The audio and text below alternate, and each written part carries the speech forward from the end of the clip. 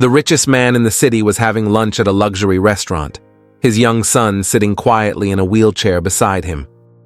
Everything was perfect until a poor girl appeared out of nowhere, walked straight up to their table and said calmly, "Give me a plate of food and I'll heal your son." The billionaire laughed, thinking it was a joke. But just minutes later, something happened that no one in that room could explain. What would you do if a miracle came from someone you were about to reject? If this story moved you even a little, leave a comment and share your thoughts. I read every single one. Don't forget to like the video and subscribe because what happens next is something you'll never forget. Keep watching. You won't want to miss what happens next. Keep watching. In the heart of one of the city's most exclusive dining spots, where the cutlery gleamed in silver and waiters moved like trained ghosts, sat Chuck Morgan, a man whose name sent shivers down boardrooms and made judges hesitate. Dressed in a flawless dark suit and wearing a stone-cold expression, he never smiled. He didn't need to. The air around him was already thick enough to stifle any warmth. His eyes held a strange mix of unshakable authority and something broken that no one could fix. Sitting next to him, feet resting motionless on the wheelchair's footrest, was his 9-year-old son, Dan, a quiet boy with kind eyes that always seemed to be waiting for something that never came. He'd lost the ability to walk 5 years earlier in a tragic car crash. Even the world's top specialists had failed to change his condition. Chuck glanced at his watch for the third time in less than 5 minutes, fingers tapping the table with rising frustration. 3 award-winning chefs, and this is how long it takes to serve a meal, he muttered. A waiter appeared in a rush, although truthfully everything was still within schedule.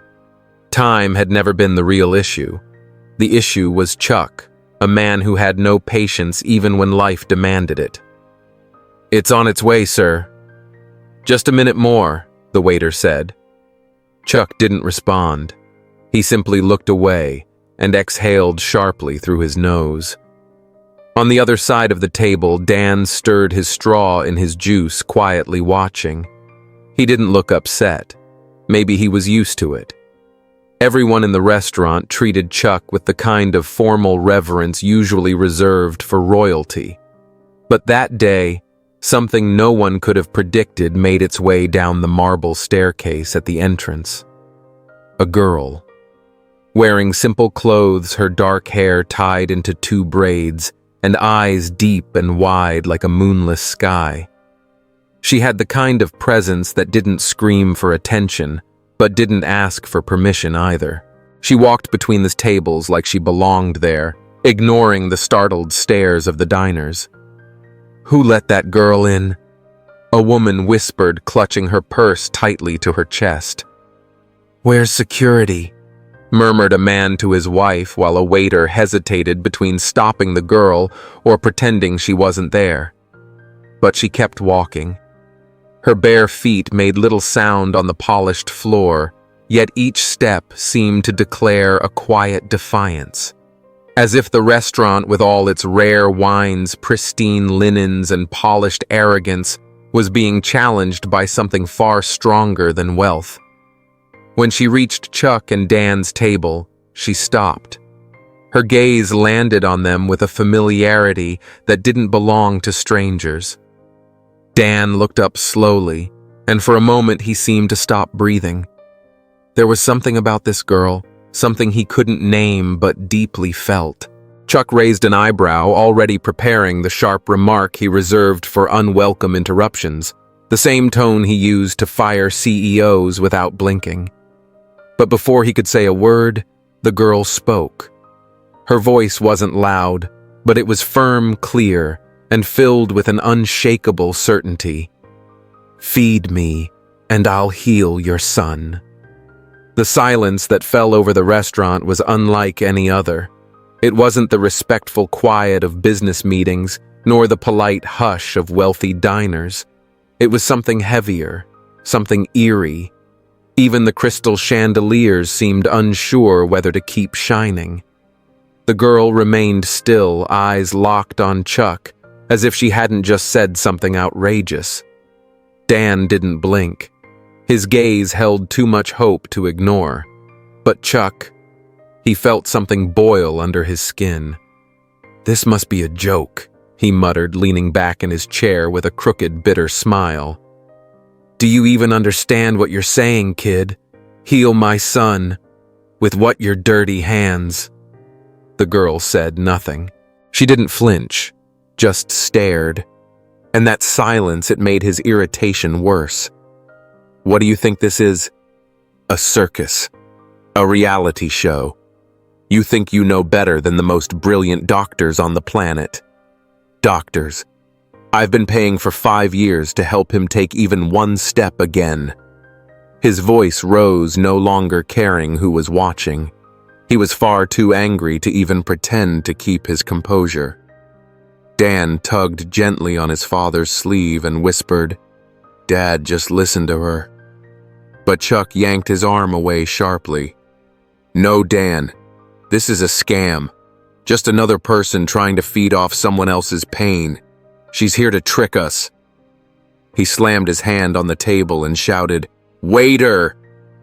His voice thundered through the room. "Get this nonsense out of here before I throw her out myself." The waiter hesitated, clearly unsure of what to do. No one in the restaurant knew what to do. After all, she was just a child, a skinny girl barefoot and speaking with the kind of certainty that usually comes only with age. Even the maitre d', who was used to handling billionaires and A-listers without blinking, stood frozen, unsure how to react to something so bizarre. But then the girl spoke again. "I'm not lying," she said calmly, locking eyes with Dan. "I can give you a small proof." Before Chuck could stop her, she took a quiet step forward. Her bare feet barely made a sound, and her movement was gentle, almost surreal. She knelt in front of the wheelchair and laid her hand on the boy's legs. It wasn't the kind of touch you'd expect from a doctor clinical measured, nor was it spiritual like a priest's blessing. It was something simpler, more sincere. A touch that came from someone who believed completely in what she was doing and in what could happen next.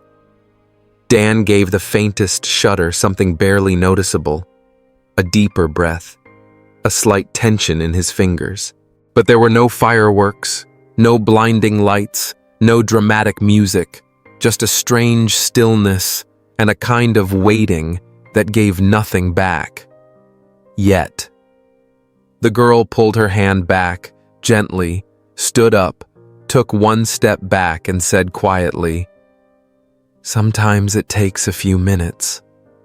Chuck snapped. His fury now had no filter, no boundaries, nothing left of basic decency. "That's it. That's your big trick," he roared, shooting up from his chair. "You touch his legs and expect us to believe this. My son is still paralyzed. Do you get that? He's not going to walk just because you put your hands on him." The entire restaurant was stunned. His tone, his words, his blatant cruelty, it was all brutal. The girl didn't say a word. She lowered her head and walked away. No arguments, no panic, just a quiet exit, as if she already knew she had done what she came to do. And even as she left, it felt like something of her still lingered there. Chuck dropped back into his seat, breathing hard, fists clenched. Dan said nothing, but his eyes remained fixed on the door where the girl had disappeared. There was a new light in them, something different, the kind of light that comes when you felt something real, something even your own body can't explain. The waiter had barely set the dishes down before he regretted not pretending to trip on his way over. The once polished atmosphere of quiet conversation and soft background music was now drowned in a silence of a different kind, the heavy, choking kind that only follows something violent, unnecessary, and impossible to undo. Chuck was still sitting there, but everything in his posture screamed tension. His fists stayed pressed against the white tablecloth jaw, locked eyes staring into nothing.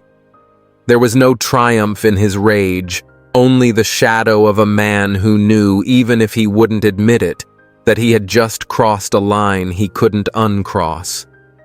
Across the table, Dan held his fork, but couldn't bring it to his mouth. His chest rose and fell in a rhythm that didn't match the room around him, like something inside him had started to stir. Suddenly, he let go of the fork, gently placed his hands on his legs, looked down, frowned, and whispered, almost inaudibly, "Dad." Chuck didn't respond. His eyes were still locked on the wall, battling the storm he'd just created. "Dad, my legs feel warm." The boy repeated, his voice a thin thread between fear and astonishment. Slowly, Chuck turned, first with doubt in his eyes, then with something close to fear. "What do you mean?" "Warm." Dan touched his knee with trembling fingers and swallowed hard. "I can feel something. Really, I swear." His words came out strained, as if they'd been buried for years and were finally finding a way out. Chuck straightened up in his chair, leaned in, cupped his son's face in both hands, and demanded, "Say it again. What are you feeling?" A tingle. "Dad, my legs. They're tingling. Just a little, but I can feel it." It was as if time froze. Chuck stumbled back as though he'd just taken a punch to the gut. Every ounce of arrogance, every scoff, every ounce of certainty that it had all been a hoax, collapsed with that single whisper from his son. He shot to his feet so fast that the chair behind him toppled to the floor. The waitstaff flinched, and all eyes turned again. But this time he didn't care. Grabbing his jacket, Chuck threw a bill onto the table without looking at the amount. He didn't count, didn't think, he just fled, shoving past customers as he burst through the restaurant's main doors. Out on the blazing sidewalk under the midday sun, his eyes scanned frantically in every direction. "Little girl," he shouted, not knowing her name. "Where are you?" He ran to the corner, looked both ways, darted into the street without checking the light, barely dodging a speeding taxi. His head swiveled wildly, as if searching not just through the city, but inside himself. He called again, pleaded, ran across to the plaza. He checked behind every tree, looked deep into every shadow, but there was no sign of her. No little girl, no silhouette, just the echo of his own voice bouncing off concrete and glass. Sweat trickled down his face, but he didn't stop. His chest felt tight, like his heart was lodged in his throat. "Please, come back," he muttered, his voice stripped of arrogance, control, pride. He wasn't the man he had always shown the world, just a shattered version of himself, unable to grasp what had just slipped through his fingers. What crushed him wasn't just the regret of having forced her out. It was the reality that she had stood right there within reach, and he'd treated her like trash, like a threat, like a delusion. And now Dan had said he could feel his legs. After 5 years, 5 long, paralyzing years. When Chuck finally returned to the restaurant, their table sat abandoned. The food had gone cold. Dan stared out the window, silent. His eyes shimmered with tears, but they weren't sad ones. "She's gone, isn't she?" he asked quietly, eyes still searching the street. Chuck sank into the seat, slowly, defeated, dragging his hand across his face like he was trying to erase the man he used to be. "She was real, son," he whispered, broken, "and I couldn't see it." No more words followed. There was nothing left to say, just the weight of knowing he'd let the only real chance of seeing his son walk again slip right through his hands. In the days that followed, Chuck Morgan was no longer the untouchable, sharp-minded billionaire. He became a man on the edge, disheveled, spiraling, consumed by guilt. He scoured the city like a madman driven by obsession. He hired private investigators, dug through security footage from restaurants, metro stations, and public parks. He bribed bus station workers, questioned shelter staff, wandered hospitals, churches, alleyways. He didn't sleep, barely ate. His phone calls became panicked, his voice breaking with each one. "I'll pay whatever it takes. Just find that girl. She's about 9, dark skin, dark hair, intense eyes. Check again. Look everywhere. I need to find her." The world around him tried to carry on pretending nothing had changed, but Chuck was sinking into a hole he'd dug for himself, one that no amount of wealth could pull him out of. Dan felt the emptiness too. For a fleeting moment, hope had returned to his body. He'd wiggled his toes. He'd smiled. He'd said, "Dad, it's warm again." But as if some invisible clock had run out, everything stopped. The feeling vanished just as quickly as it came. His legs went quiet once more, and it broke Chuck completely. "This can't be random. It just can't," he repeated over and over, pacing restlessly through the living room. "She started something, and I sent her away." Then came a cold morning more than a week into the desperate search when the phone finally rang. Chuck picked up before the first ring ended. On the line was one of the men he had hired. "Mr. Morgan, we may have found a girl matching the description. She's in a shelter up north, with her mother." Before the call ended, Chuck already had his car keys in hand. His face was hollow eyes, sunken stubble covering his jaw. He no longer looked like the fearsome executive the city once knew, just a father chasing redemption.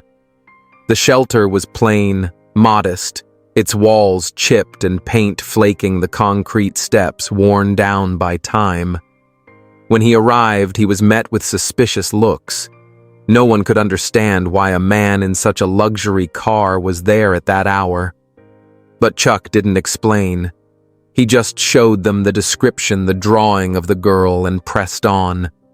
He walked through narrow halls covered in children's drawings taped to the walls, broken toys scattered around thin mattresses lined up across the floor.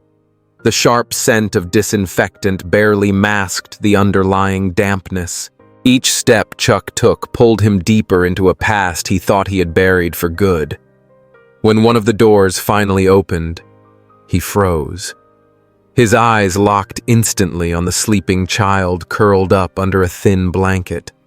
It was her, the same girl who had met his arrogance with calm eyes, the one who had laid her hand on his son's legs with a faith that needed no words.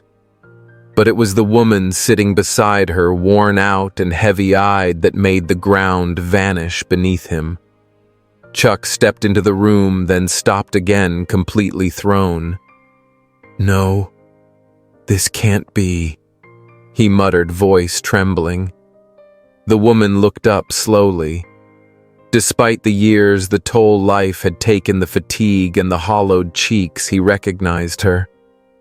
"Joy," he said, like someone seeing a ghost. She didn't flinch. Her face tightened like someone who had long expected a debt to come due. "Took you long enough to recognize me? But yes, it's me, Chuck."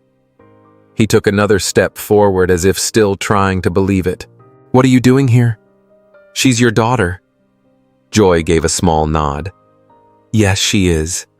And you threw her out of that restaurant like she was nothing, just like you did to me." Her words landed like a punch to the gut. Chuck staggered back.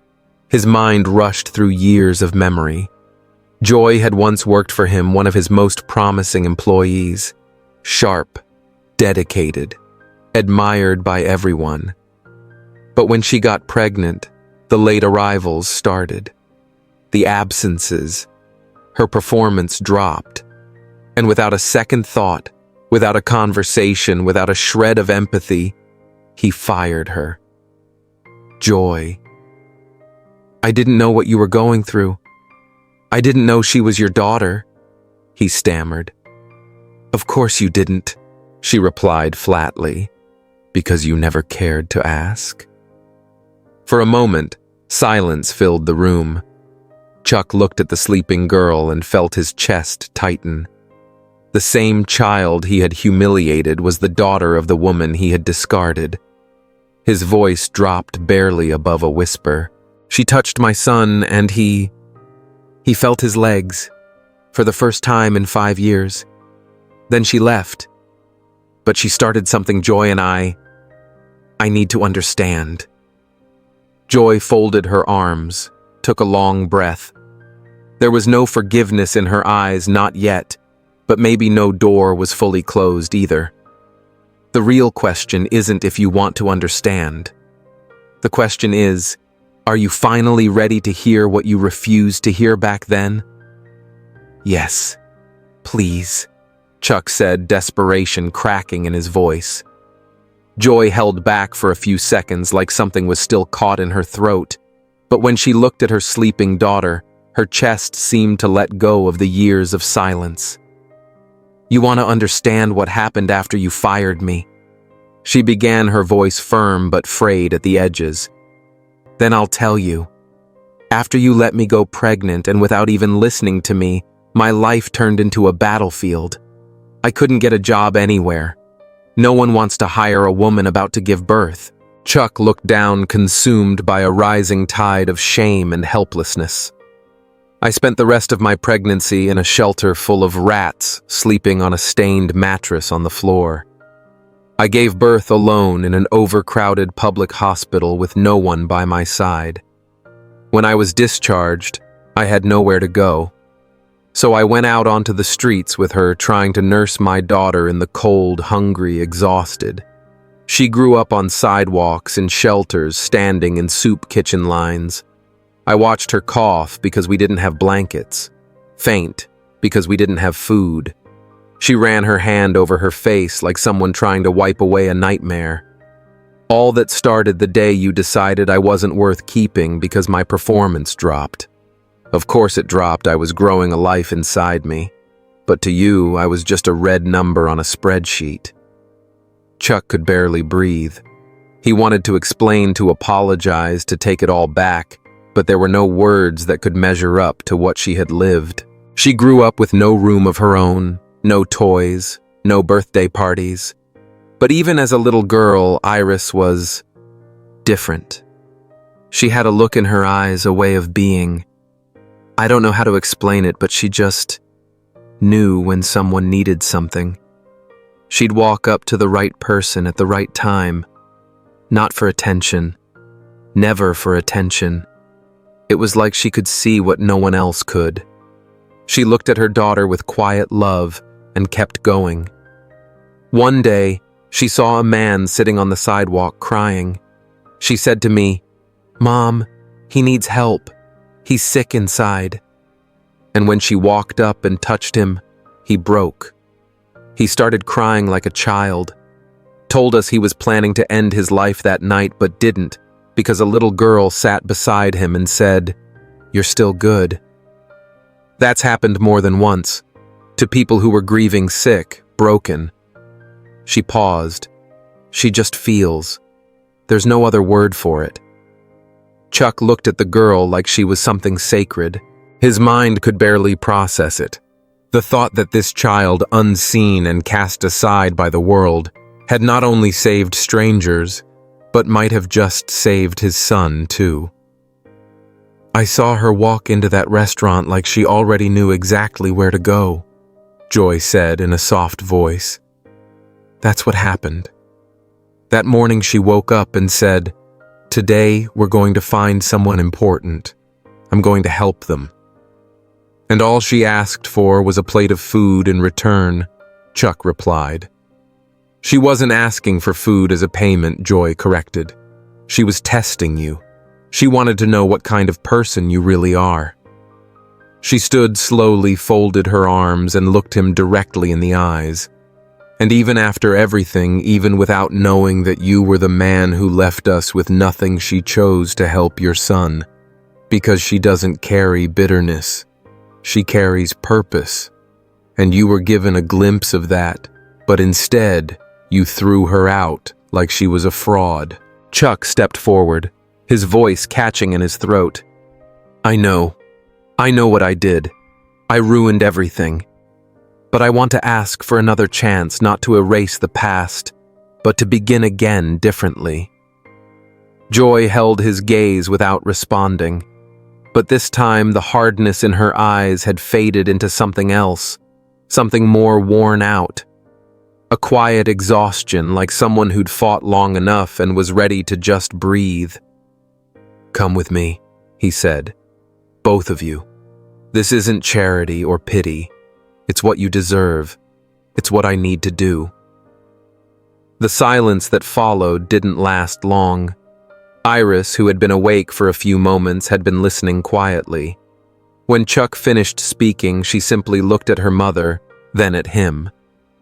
We can go, Mom.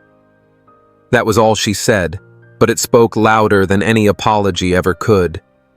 Night had settled gently over Chuck Morgan's mansion, as if the sky itself hesitated to let go of the day. The house, usually lit up to impress, now glowed with something warmer. For the first time in years, the vast home of cold angles and sterile wealth felt like it was holding something more than luxury. It held a fragile kind of hope. When Joy and Iris stepped through the grand front doors, Chuck offered to show them the rooms, but Iris looked at him calmly and said, I want to spend some time with Dan. Just the two of us. In his room. Chuck hesitated for a second, caught off guard by her firmness, then gave a small nod and gestured the way. Of course. Make yourselves at home. I'll be right outside if you need me. Iris walked forward with a lightness in her step, as if she already knew every corner of the house. She didn't ask for help, didn't look back. She moved through the hallways with quiet grace, as though the space itself was familiar to her soul. She wasn't intimidated by the expensive paintings, the Persian rugs, or the sleek designer furniture. It was like none of it had any power over her, like her very presence shifted the balance in the house. Dan was in his room, sitting on the edge of his bed, eyes focused on the window. When he heard the door open, he didn't smile, but he wasn't surprised either. It felt as if he had been waiting for her all along. She stepped inside, gently closed the door behind her, and looked at him the way someone asks permission without speaking. Hi, she said quietly. Hi, he replied with more life in his voice than usual. Iris walked over to the side of the bed and sat on the floor in front of him. For a moment, she just watched him in silence. Dan looked down, embarrassed. My legs. They stopped feeling again, he said with a hint of sadness. They're just asleep. Sometimes the soul takes a little longer to wake everything else up. She reached out and took his hands, small, fragile, and held them with a quiet strength that felt unshakable. Do you trust me? She asked. Dan nodded. Since the restaurant. Since the moment you looked at me, she said with a soft smile. Then, with a peace that filled the room, she placed her hands on his knees, closed her eyes, and said nothing. The room fell into stillness. Outside, the gardens were cloaked in moonlight streaming through the glass. Inside, all that could be heard was the rhythm of their breathing. And then slowly, something shifted. Dan's eyes flew open. The feeling came gently at first, a soft warmth, then a light pressure, then something moving deep inside. It's happening again, Dan whispered, his voice shaky. Iris remained still, as if something was flowing directly through her hands. Dan let out a heavy breath, His toes twitched. The muscle in his calf trembled. He brought his hands down to his legs almost as if he needed to feel the sensation to believe it. It's tingling. Really strong now. With effort, he pressed his feet against the floor. First one, then the other. The bed gave a slight creak. He pushed his hands against the armrests and, eyes wide with disbelief, began to lift himself. Iris watched him now, still focused. And then he stood. His legs trembled. His body wavered, but he was on his feet for the first time in 5 years. "I'm standing," he repeated over and over like he needed to hear it just to make it real. "You're waking up inside and out," Iris said with a calm smile. "I just reminded your body it still remembers how to walk." The door slowly opened and Chuck stepped into the hallway. He had waited outside, honoring the girl's request. But now, seeing his son standing in the center of the room, hands trembling in the air like a bird learning to fly, he dropped to his knees. The impact of the moment was too great for shouting or dramatics. Instead, tears fell quiet, unstoppable, full of desperation, as he crawled over and wrapped his arms around his son's legs, then his torso, then his face like he needed to touch every inch of the miracle with his own hands. You're walking," he kept repeating in stunned disbelief. Dan was crying too, but smiling. "She's a superhero, Dad. She woke me up on the inside." Chuck turned toward Iris, who stood calmly watching them. No pride, no need for attention. She wasn't there to be seen. She was there to be needed.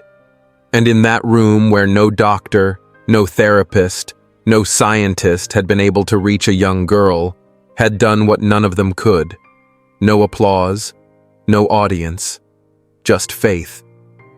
Chuck remained on the floor, still kneeling, when Dan, with small, uncertain steps, helped him stand. It was as if the son now held up the father not with strength, but with the miracle that now lived in his legs and in his eyes. Chuck wiped his face, unsure of what to say, still dazed by what he'd witnessed. He wanted to thank her, to apologize, to say everything at once. But Iris, seated in the corner, simply watched in silence. Her face didn't show triumph. There was no vanity, no childlike pride, no sense of victory, just deep calm, as if for her, this was only the beginning. Hours later, in the main room of the house, Chuck was pouring water with trembling hands. Joy sat on the couch beside her daughter, still trying to absorb everything she'd seen. Dan, resting between the cushions, wore a peaceful smile, the kind of peace you feel when you get back something you thought was lost forever. Chuck paced across the room. He needed to speak, to do something to break the silence with a gesture that came close to the weight of what had happened. I don't know how to thank you," he finally began. "You changed everything. Truly. I've spent my whole life trying to control the world with money, with power, and none of it ever worked. But the two of you did the impossible."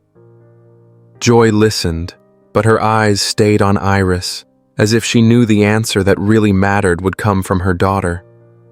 "I don't just want to say thank you. I want to act. I want to give you everything you need. A real home, one that's safe and worthy of you. Security, stability. A job you deserve. Joy. And Iris, the best school, the best future. Whatever I can offer, I will. You deserve the world."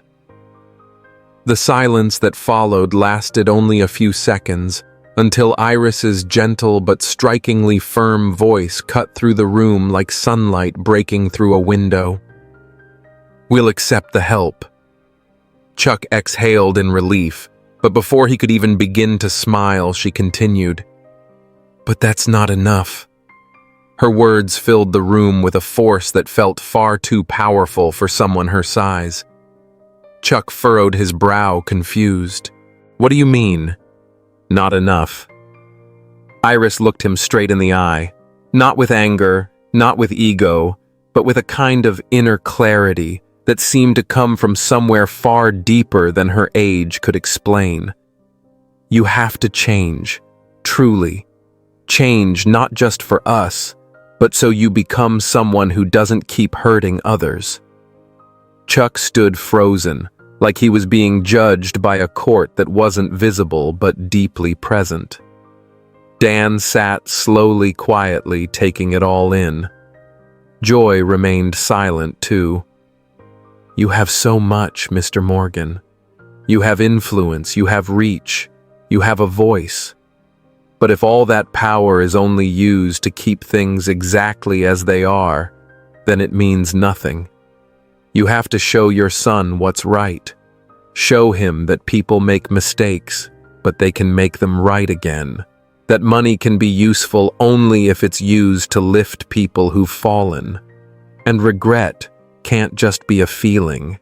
It has to become action." The words sounded simple, but they cut deep. Chuck felt like something inside him was being laid bare, and instead of defending himself, he just lowered his gaze. Because it was true. Because he knew it. Because maybe, just maybe, this was what he had always needed to hear. "You're right," he said, his voice cracking. "No one's ever said that to me while looking me in the eye. And I get it now."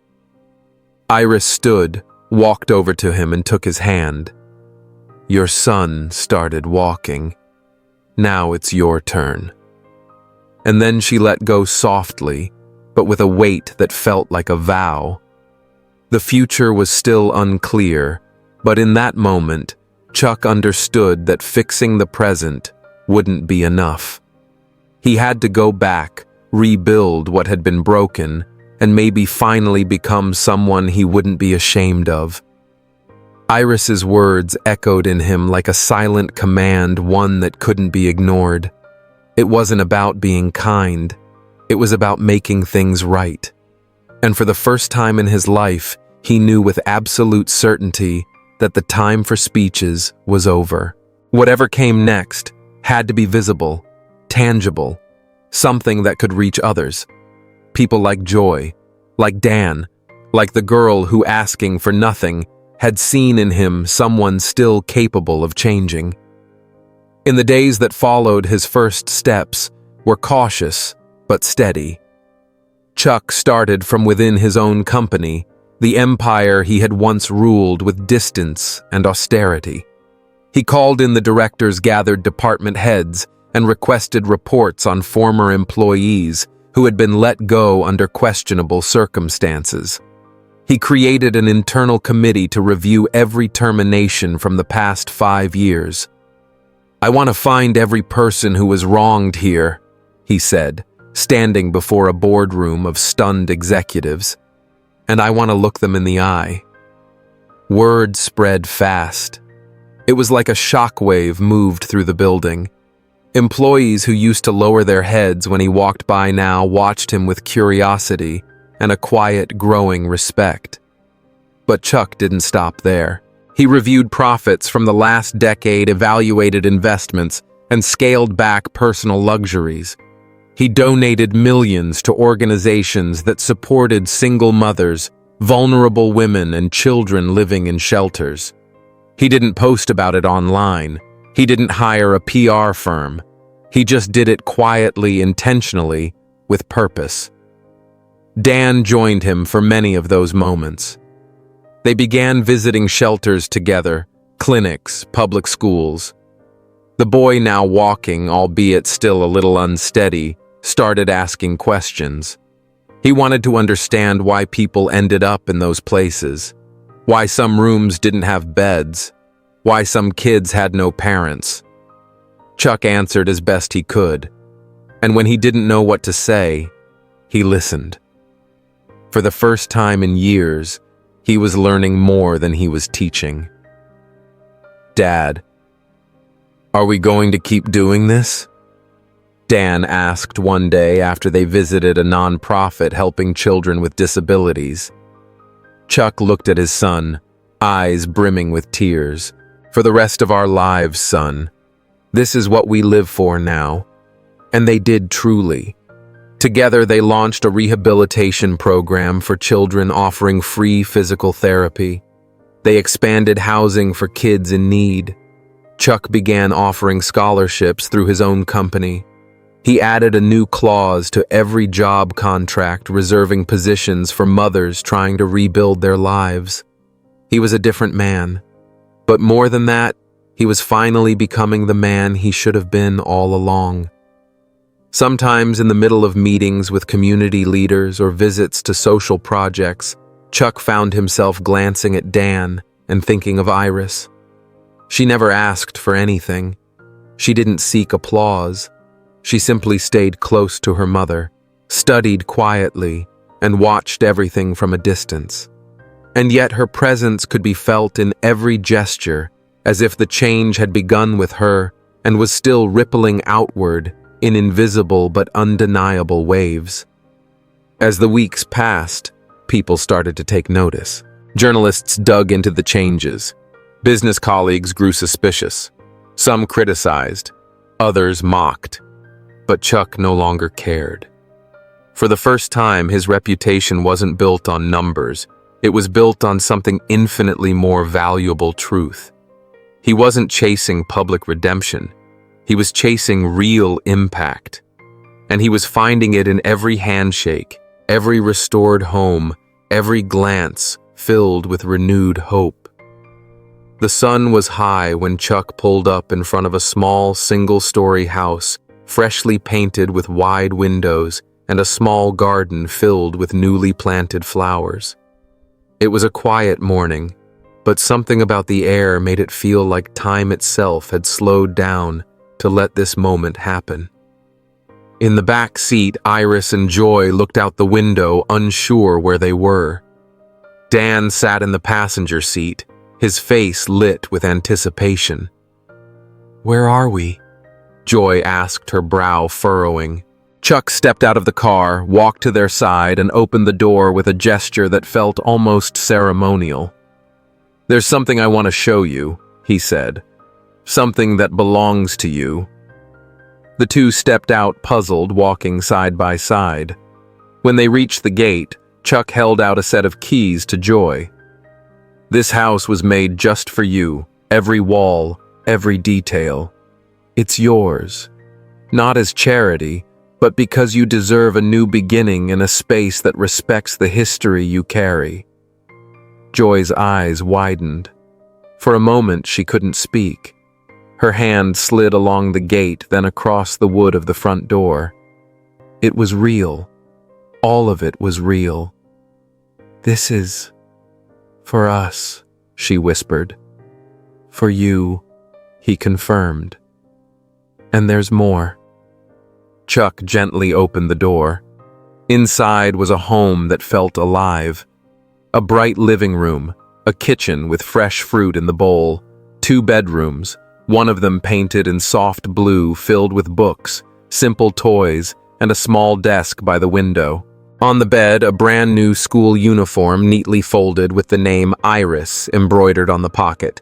She's already enrolled, she can study wherever she wants.